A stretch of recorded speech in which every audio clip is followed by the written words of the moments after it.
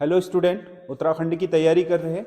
विभिन्न आपकी परीक्षाओं की जो हमारे टेस्ट सीरीज चल रही है उसमें अगला प्रश्न पत्र हिंदी का है। आज हिंदी आप इसकी पीडीएफ संजय देव क्लासेस से प्राप्त कर ले, उससे बाद वहां से सॉल्व करके यहाँ से इसका मिलान कर ले। मैं यहाँ पर आपको समझा दे रहा हूँ, एक एक चीज को ग्रामर से जो रिलेटेड है वो मैं यहाँ पर एक्सप्लेन कर दे रहा हूँ, आपको बहुत अच्छे से समझ में आ जाएगा। तो इसमें जो पहला क्वेश्चन है वो है वर्णमाला में वर्गीय व्यंजनों की कुल संख्या कितनी होती है। वर्गीय व्यंजन, वर्णमाला में जो आपके स्पर्शी व्यंजन हैं उन्हीं को वर्गीय व्यंजन भी बोलते हैं। कवर्ग, कवर्ग में होंगे कितने? 5। फिर कौन सा आता है? चवर्ग, कितने होंगे? 5। टवर्ग कितने होंगे? 5। तवर्ग कितने होंगे? 5।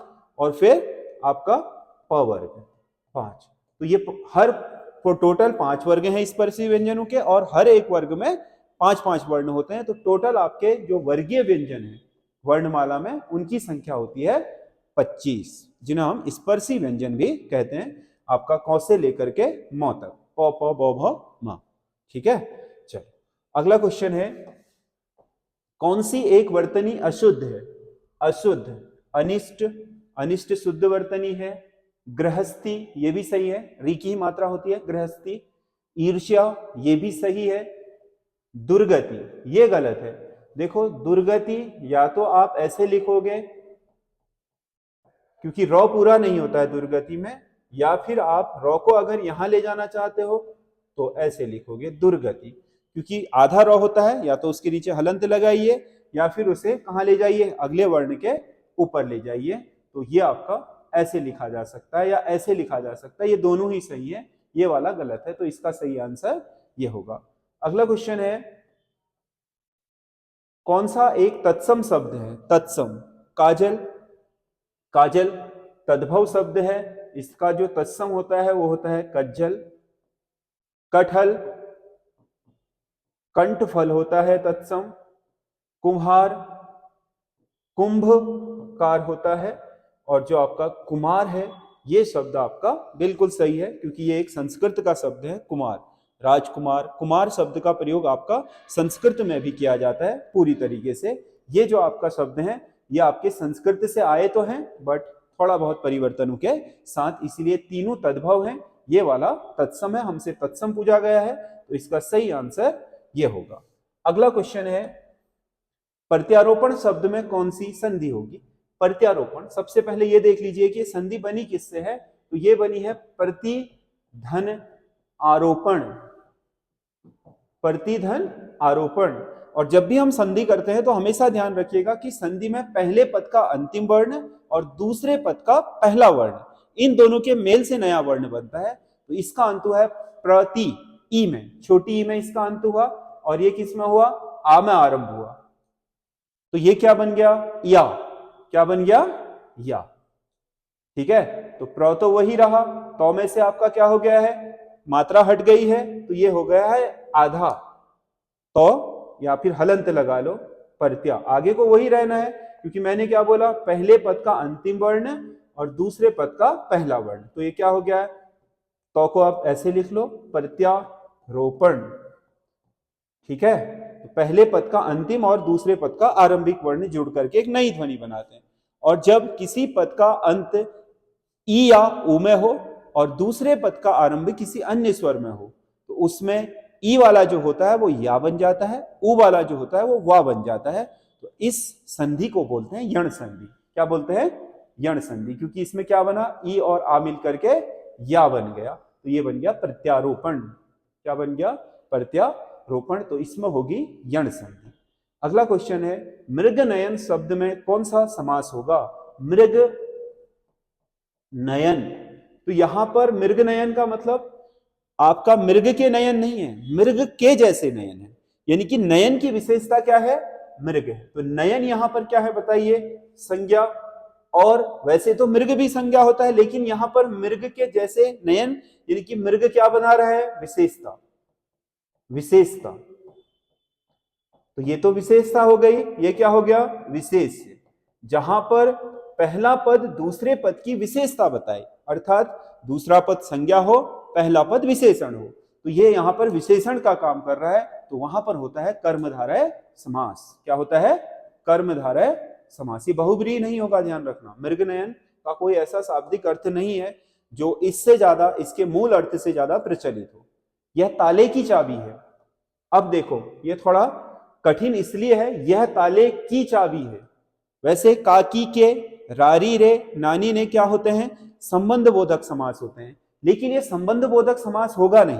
देखो इसमें संबंध बोधक है भी नहीं, ठीक है, क्योंकि ये बोल रहा है यह ताले की चाबी है, तो यहां पर यह ताले के लिए चाबी है। यह ताले के लिए चाबी, और के लिए किस में आता है, संप्रदान में। किस में आता है, संप्रदान कारक में। तो ये आपका ताले के लिए चाबी होगी, ना कि ताले की चाबी। तो ये की या का उपयोग जहां पर क्या आपका के लिए के होता है, जैसे आप कहते हो साधु को भिक्षा दो, देने के संदर्भ में भी को किसका हो जाता है, संप्रदान का। वैसे ही यहां पर ये ताले की चाबी का मतलब ताले के लिए चाबी है, ठीक है। तो इसीलिए इसका अर्थ आपका के लिए में संप्रदान का हो जाएगा। अगला क्वेश्चन है, सफेद घोड़ा तेज दौड़ता है, वाक्य में कौन सा शब्द क्रिया विशेषण होगा। तो यहां पर आपके 4 शब्द दिए हैं, सफेद, घोड़ा, तेज, दौड़ता। सबका अर्थ बता देता हूं। देखो यहां पर ये सफेद घोड़ा 2 शब्द हैं। घोड़ा क्या होता है, हमेशा संज्ञा, क्योंकि ये क्या है, एक प्राणी का नाम है तो संज्ञा होगा। और घोड़े की विशेषता क्या है, सफेद, तो ये क्या होगा, विशेषण। क्या होगा, विशेषण, क्योंकि जो संज्ञा और सर्वनाम की विशेषता बताए वो विशेषण, ठीक है। दौड़ना क्या है, क्रिया, और तेज क्या बता रहा है, दौड़ने का तरीका, यानी कि जो क्रिया की विशेषता बताए वो क्या होता है, क्रिया विशेषण। हमसे क्या पूछा है, क्रिया विशेषण, ना कि विशेषण। तो क्रिया विशेषण क्या होगा इसमें से, तेज। कभी भी ध्यान रखिएगा, जो शब्द, देखो कोई शब्द क्रिया के साथ आएगा तो वहां पर क्रिया विशेषण बन जाएगा। अगर वही शब्द क्या आप कहोगे, जैसे थोड़ा खाओ, थोड़ा खाओ, खाना क्या है, यहां पर क्रिया है, और थोड़ा क्या है, आपका क्रिया की विशेषता है, परिमाण है, तो यहां पर तो ये थोड़ा क्या होगा, क्रिया विशेषण होगा। अगर आप कहोगे थोड़ा दूध, तो दूध क्या है, आपका संज्ञा, द्रव्यवाचक संज्ञा। यहां पर ये दूध की विशेषता बता रहा है, यानी कि संज्ञा की बता रहा है, तो यहां पर क्या हो जाएगा, विशेषण। तो ये ध्यान रखिएगा, कोई शब्द जो संज्ञा के साथ या सर्वनाम के साथ विशेषता बताने के लिए आएगा वो होगा विशेषण। और अगर वही शब्द कहीं पर किसी विशेष क्रिया की विशेषता बता रहा हो, क्रिया के होने का तरीका, होने का समय, होने का स्थान, या होने का आपका मात्रा बता रहा हो, तो 4 तरीकों में से कुछ भी, तो वो क्या होगा बताओ, वो क्रिया विशेषण होगा। तो इस शब्द में तेज क्रिया विशेषण होगा। अगला क्वेश्चन है, जहां न पहुंचे रवि वहां पहुंचे कवि में कौन सा उपवाक्य होगा। उपवाक्य, उपवाक्य आपका संज्ञा उपवाक्य, क्रिया विशेषण उपवाक्य, सर्वनाम उपवाक्य, विशेषण उपवाक्य, ठीक है। वैसे 3 ही होते हैं, संज्ञा, क्रिया और विशेषण। जहां न पहुंचे रवि, अब देखो न पहुंचे, जहां, वहां पहुंचे कवि, तो ये पहुंचना क्या है, क्रिया, और क्रिया का क्या बता रहा है, ये स्थान, जहां और वहां, ठीक है। तो क्रिया का होने का स्थान बताए तो क्रिया विशेषण होता है। तो इसमें जो आपका उपवाक्य होगा वो होगा क्रिया विशेषण उपवाक्य। एक तरीका तो यह है। दूसरा तरीका, कभी भी ये ध्यान रखिएगा कि उपवाक्य पहचानते समय अगर क्या लगाने में उत्तर मिले तो वो संज्ञा उपवाक्य होगा, कौन लगाने में उत्तर मिले तो वो आपका विशेषण उपवाक्य होगा। कब, कहां, कैसे, कितना, पहला वाक्य पढ़े, उसके बाद कब, कहां, कैसे, कितना लगाए उसके पीछे, और उत्तर अगर आपको मिल रहा है, सही बैठ रहा है वो, तो वो क्रिया विशेषण होगा। जैसे जहां न पहुंचे रवि, कहां, वहां पहुंचे कवि, तो कहां लगा के उत्तर मिला, तो इसका मतलब क्या हुआ, क्रिया विशेषण हुआ। ये ध्यान रखना, ठीक है। अगला क्वेश्चन है, वे भ्रष्टाचार के प्रबल विरोधी थे, वाक्य में कौन सा सर्वनाम होगा। वे भ्रष्टाचार के प्रबल विरोधी थे, वे, अब वे शब्द दूर या नजदीक का बता रहा है या फिर किसी पर्सन की बात कर रहा है, यह बहुत महत्वपूर्ण होता है। यह और वह 2 शब्द ऐसे होते हैं जो आपके संबंध बोधक, आपका सर्वनाम में भी काम में आते हैं, और साथ ही साथ आपके क्या, निश्चयवाचक सर्वनाम, मतलब दूर और पास बताने में निश्चयवाचक सर्वनाम में भी काम आते हैं, और साथ ही साथ किसमें, आपके पुरुषवाचक में भी आते हैं। तो यहां पर वे भ्रष्टाचार के प्रबल विरोधी थे, वे कह रहा है तो दूर की बात कर रहा है या वे किसी अन्य पर्सन की बात कर रहा है, तो स्वाभाविक सा है, यहां अर्थ क्या निकल रहा है, देखो वे भ्रष्टाचार के प्रबल विरोधी थे।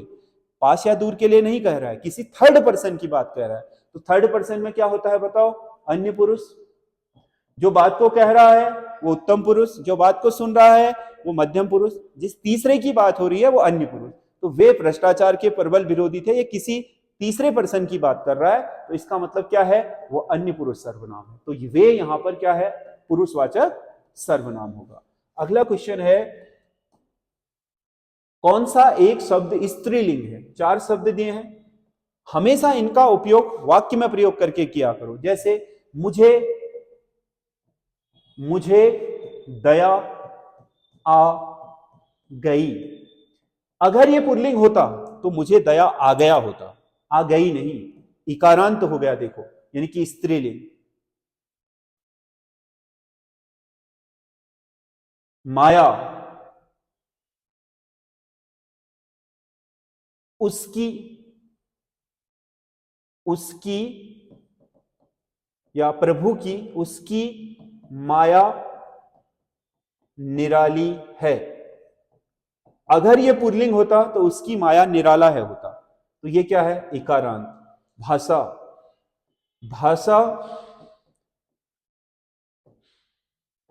अभिव्यक्ति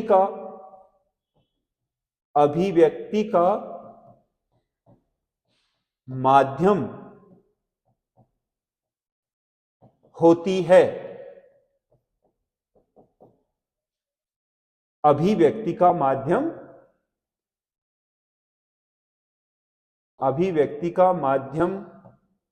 होती है। तो अगर भाषा पुल्लिंग होता तो होता है आता। कष्ट देखो, मुझे कष्ट हो रही है। सही लग रहा, नहीं लग रहा है। क्यों नहीं लग रहा है, क्योंकि यहां पर होना चाहिए मुझे कष्ट हो रहा है, क्योंकि रही है में गलत हो जाएगा, क्योंकि ये क्या है, कष्ट पुल्लिंग है और सब क्या है, इकारांत। ये आकारांत आया देखो, तो कष्ट क्या हो गया, पुल्लिंग हो गया, बाकी सब क्या है, स्त्रीलिंग है। कौन सी एक भाववाचक संज्ञा विशेषण से निर्मित है। भाववाचक संज्ञा विशेषण से निर्मित है, यानी कि मूल शब्द विशेषण रहा हो। देखो सबके मूल निकाल लेते हैं। मानवता किससे बना है, मानव से।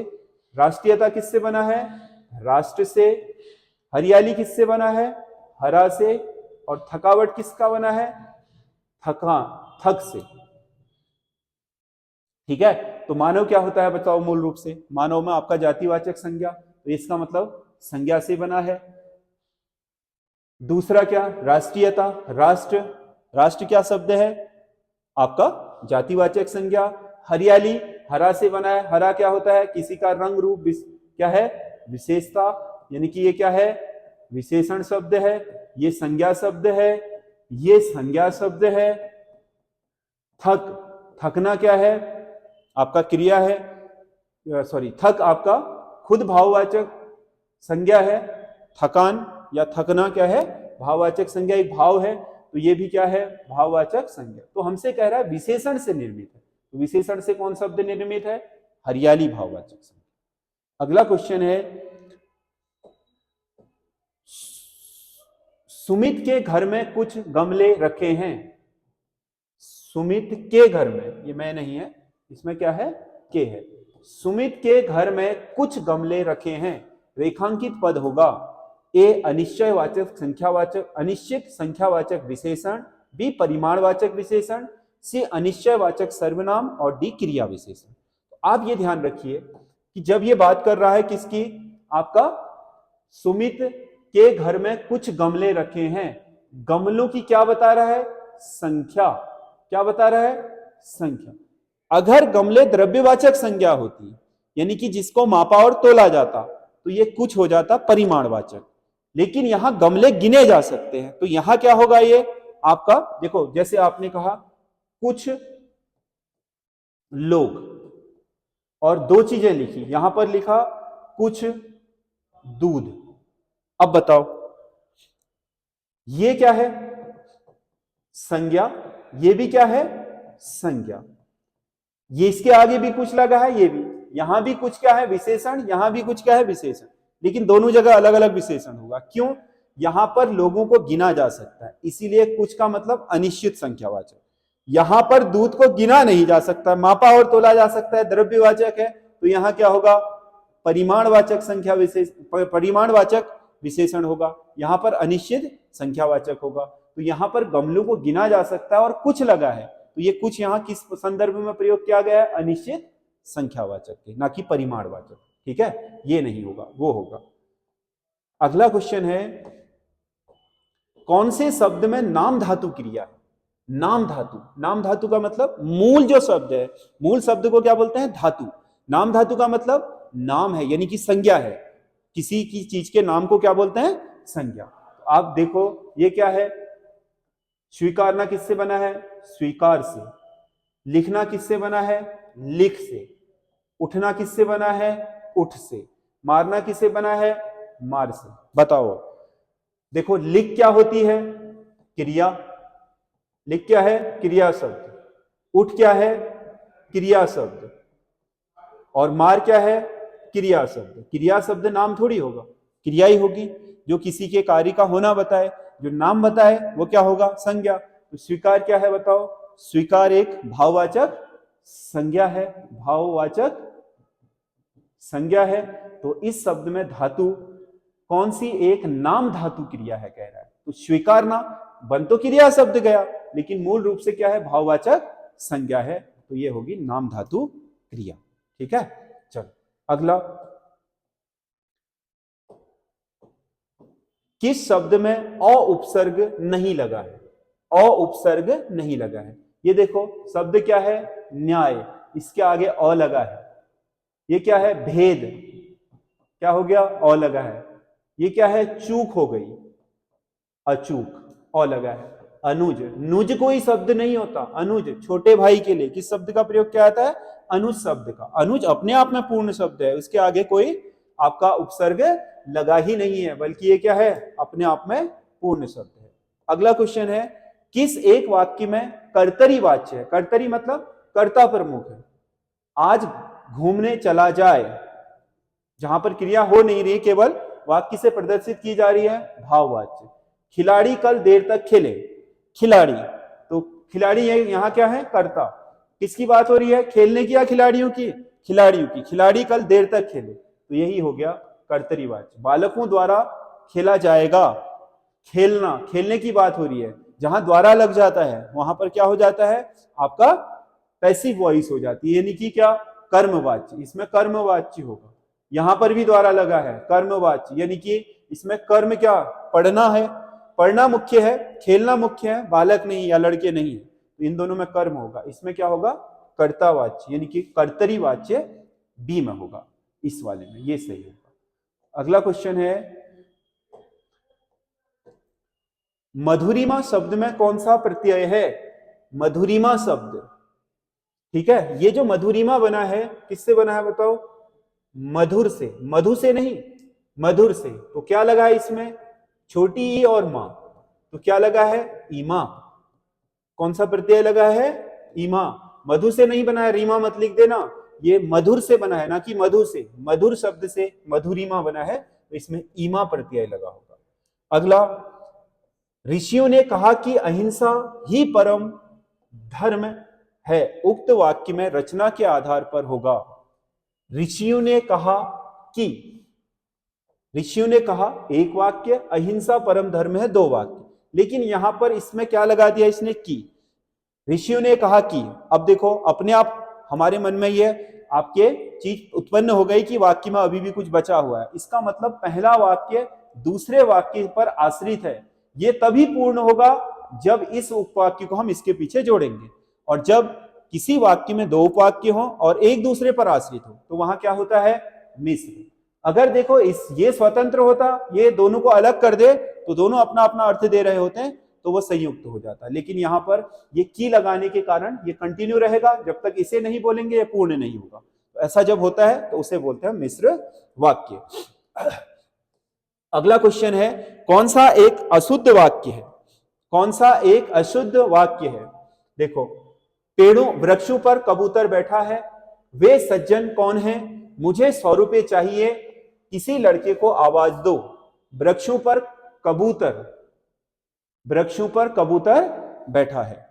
अब यहां पर कबूतर बैठा है अपने आप में ग्रह, यहां वृक्ष है, या तो क्या लिखता कबूतर बैठे हैं, यानी कि अलग अलग वृक्षों पर बैठे हैं, या क्या होना चाहिए वृक्ष पर कबूतर बैठा है, तब भी सही होता। लेकिन यहां वृक्ष तो एक से अधिक है, कबूतर एक ही है, तो एक टाइम में एक से अधिक में कैसे बैठेगा, ठीक है, इसीलिए ये वाक्य क्या हो गया है, गलत हो गया। बाकी सब सही है। वे सज्जन कौन है, कोई पूछ रहा है, मुझे 100 रुपये चाहिए, ये भी सही है, किसी लड़के को आवाज दो, ये भी सही है। तो यहां पर वचन संबंधी गलतियां हैं, या तो यहां बैठे हैं होना चाहिए था, या यहां पर वृक्ष की जगह वृक्षों की जगह वृक्ष होता, तब भी ठीक होता, या फिर ये वृक्षों ही होता तो यहां पर बैठे हैं होता, तब ये ठीक हो जाता। तो ये दो कंडीशन में सही हो सकता है। अगला क्वेश्चन है, गंगा गए गंगादास, जमुना गए जमुनादास, लोकोक्ति का सही अर्थ क्या है? यानी कि सिद्धांतहीन व्यक्ति, इधर गया तो इसकी जैसी कह रहा है, उधर गया तो उसकी जैसी, गंगा नहाने गया तो गंगादास बन गया, जमुना गया तो जमुनादास, यानी कि जिसका कोई सिद्धांतहीन व्यक्ति, बी होगा इसका सही आंसर, सिद्धांतहीन व्यक्ति, जिसका कोई सिद्धांत ना हो, जो अड़िग ना हो, बिना प्यादे का लोटा बोलते हैं, जिस तरफ आपका देखा अपने लिए अवसर उसी तरफ लुढ़क गया। अंगद शब्द का समभिन्नार्थक शब्द क्या होगा? शब्द भिन्न भी हो लेकिन सम भी हो, यानी कि उसका अर्थ भी निकले, उसे समभिन्नार्थक बोलते हैं। जैसे सुगंध वाला है अंगद शब्द का, बालीपुत्र, अंगद एक नाम किसका है, बालीपुत्र का नाम भी है अंगद, तो ये आपका क्या हो गया, अंगद का वैसे तो कोई अर्थ नहीं होता है ये, लेकिन बालीपुत्र को भी क्या कहते हैं, उसका नाम था अंगद, तो कुल मिलाकर के ये सम भी हो गया, यानी कि अर्थ इसका सही है, परंतु ये वास्तविक अर्थ इसका ये कभी नहीं होता है, तो उसे समभिन्नार्थक बोलते हैं। अगला क्वेश्चन, कौन सा शब्द ऐसना शब्द का समानार्थी है? ऐसना, ऐसना का मतलब किसी चीज को चाहना, ऐसना यानी कि आपकी मन की अभिलाषा, यानी कि मन में किसी चीज को चाहना क्या है, ऐसना, तो इसका सही आंसर ये होगा। अगला क्वेश्चन है, किसी के प्रति उदारता पूर्वक किया जाने वाला व्यवहार के लिए एक शब्द होगा। किसी के प्रति उदारता पूर्वक किया गया व्यवहार, हम बोलते हैं ना अनुग्रहित, हमें अनुग्रहित कीजिए, मतलब आपका कुशलता पूर्वक व्यवहार कीजिए, अनुग्रह, अनुग्रह, इसका सही आंसर क्या होगा, अनुग्रह। अगला क्वेश्चन है, कौन सा एक तुरंग शब्द का पर्यायवाची है? तुरंग, तुरंग किसका है, घोड़े का, तो घोड़े का एक शब्द, एक अर्थ क्या होता है, बाजी है, तुरंग, ठीक है, घोटक, घोड़ा, ये आपका क्या है, बाजी और तुरंग इसका पर्यायवाची होगा, या आपका इसका एक अर्थ भी होगा। कौन सा एक गलत युग में है? गलत युग में यहां पर विलोमार्थक शब्द दिए, अनुलोम का विलोम बिल्कुल सही है, अनिवार्य का वैकल्पिक ये भी सही है, अमावस्या का योगी ये गलत है, अमावस्या की क्या होनी चाहिए, पूर्णिमा, इसका सही क्या होता, पूर्णिमा, तो ये इसका गलत है, और यही इस विकल्प का उत्तर है। आधुनातन यानी कि आधुनिक, प्राचीनतम मतलब पुराना, तो ये भी सही है। अगला क्वेश्चन है 25वां, कौन सी एक पूर्वी हिंदी की बोली है? पूर्वी हिंदी की बोली आपका इनमें से कौन सी है? बुंदेली, बुंदेलखंड यानी कि बरेली आदि में बोली जाती है, या आपका पश्चिमी हिंदी है, कन्नौज क्षेत्र में बोली जाती है, ये क्या है, पश्चिमी हिंदी है कन्नौजी। खड़ी बोली ये भी आपका सहारनपुर वाली बेल्ट में बोली जाती है, खड़ी बोली ये भी पश्चिमी हिंदी है। बघेली, बघेली जो उत्तरी छत्तीसगढ़ आदि में बोली जाती है वो है, ये पश्चिमी हिंदी, पूर्वी हिंदी ये है, ये सब पश्चिमी है, ये वाली क्या है, पूर्वी बघेली। तो ये आपका 25 क्वेश्चन है, आपको कैसे लगे बताइए। और उसके अलावा आपको जो आपके उत्तराखंड की तैयारी कर रहे हैं या किसी अन्य चीज की तैयारी कर रहे हैं, हिंदी सीखना चाहते हैं, तो हमारे आपके चैनल से जुड़े रहिए, हम लगातार आपके लिए अच्छे अच्छे क्वेश्चन लाते रहेंगे और ऐसे अच्छे तरीके से एक्सप्लेन करेंगे कि आपको ग्रामर की मूल चीजें भी यहीं से पता लगनी शुरू हो जाएंगी। और आप हमारे जो आपका चैनल है उसे सब्सक्राइब करिए और कमेंट जरूर कर दीजिए कि आपको हमारा चैनल कैसा लग रहा है, वीडियो कैसा लग रहा है, और आपके सुझाव होते हैं तो वो भी दीजिए। सुझाव ऐसे जो आपके करने योग्य है। अब कोई बच्चा कह रहा है कि सर मुझे केमिस्ट्री पढ़ा दो, तो पॉसिबल नहीं है, क्योंकि केमिस्ट्री मुझे खुद ही नहीं आती, कुछ पता ही नहीं है केमिस्ट्री का मुझे, मैं उसका छात्र ही नहीं रहा हूँ और ना ही मैंने कभी पढ़ी है, तो मुझे पता नहीं है कि केमिस्ट्री किस तरीके से पढ़ाई जाती है, उसका क्या है मूल, तो वो मैं कैसे पॉसिबल कर सकता हूँ बताओ। सुझाव वो जो आपके लिए मेरे लिए क्या हो, आपके लिए मेरे लिए पहुंच में हो। जो मेरे क्षेत्र हैं, जैसे जीएस है, उत्तराखंड है, आपका हिंदी है, रीजनिंग है, इन सब क्षेत्रों में मेरी पहुंच है, मैं कर सकता हूं इनको। तो इन क्षेत्रों में मैं क्या सुधार कर सकता हूं, क्या कर सकता हूं, इस बारे में आप सुझाव दे सकते हैं, और जो सुझाव करने योग्य होंगे हम उन्हें जरूर करते हैं। धन्यवाद।